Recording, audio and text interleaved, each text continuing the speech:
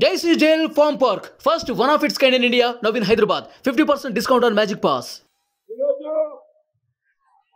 ప్రజాగలం కార్యక్రమంలో భాగంగా తనకు విచ్చేసినటువంటి మాజీ ముఖ్యమంత్రి తెలుగుదేశం పార్టీ జాతీయ అధ్యక్షులు ఆంధ్రప్రదేశ్ రాష్ట్రాన్ని అభివృద్ధి పదంలో నడిపించినటువంటి వ్యక్తి శ్రీ నారా చంద్రబాబు నాయుడు గారు, జనసేనాధిపతి పవన్ స్టార్ పవన్ కళ్యాణ్ గారు ఈరోజు తణుకు పట్టణం రావడం జరిగింది. మిత్రులారా,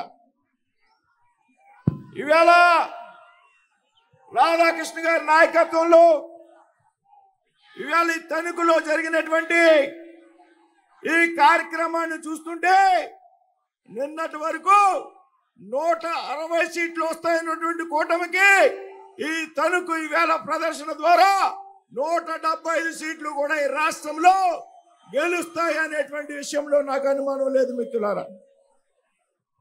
మిత్రులారా, క్లుప్తంగా మాట్లాడుతా అందరూ పెద్దలు చంద్రబాబు నాయుడు గారి ఉపన్యాసం కోసం, పవన్ కళ్యాణ్ గారి ఉపన్యాసం కోసం ఎదురు చూస్తున్నారు. ఈ రాష్ట్రంలో ముఖ్యమంత్రి ఈ ప్రజలను మోసం చేస్తున్నాడు అనేటువంటి విషయం మీరంతా కూడా గ్రహించండి దయచేసి. ఒక చేత్తో 100 రూపాయలు ఇచ్చి మరొక చేత్తో 1000 రూపాయలు దోచేస్తున్నటువంటి ముఖ్యమంత్రి భారతదేశంలో ఎవడన్నా ఉన్నాడు అంటే ముఖ్యమంత్రి అనేటువంటి విషయాన్ని మీరంతా కూడా తెలుసుకోండి.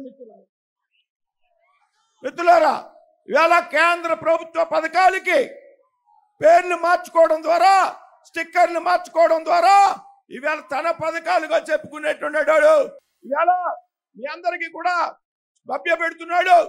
ఈ ప్రభుత్వం మళ్ళీ అధికారంలోకి రాకపోతే ఈ సంక్షేమ పథకాలన్నీ రద్దవుతాయి అని చెప్తా ఉన్నాడు ఈ ముఖ్యమంత్రి. కానీ మిత్రులారా, ఇవాళ కేంద్రంలో అమలవుతున్నట్టు సంక్షేమ పథకాలు ఏదైతే ఉన్నాయో అవి కేంద్ర ప్రభుత్వంతో అమలు కాబడుతున్నాయటువంటి విషయాన్ని మీరంతా కూడా గ్రహించాలి. మిత్రులారా, తణుకు అభివృద్ధి విషయంలో నేషనల్ హైవేస్, చక్కటి ఫ్లైఓవర్స్ నిర్మించారు తణుకులో. తణుకు రైల్వే స్టేషన్ ని 40 కోట్ల రూపాయలతో అభివృద్ధి చేశారు. కాబట్టి ఈ విధంగా 3 పార్టీలు జతకట్టి నరేంద్ర మోడీ గారి నాయకత్వం, చంద్రబాబు నాయుడు గారి విజన్, పవన్ కళ్యాణ్ గారికి చరిష్మా, ఇవాళ ఈ జగన్మోహన్ రెడ్డి ఈ రాష్ట్రంలో ఎవరిదైతే పెట్టుకోకూడదో, ఎవరినైతే కెలుక్కోకూడదో ఆ పవన్ కళ్యాణ్ గారితో పెట్టుకున్నారు అనేటువంటి విషయం మీదకి ఎన్నికల అనంతరం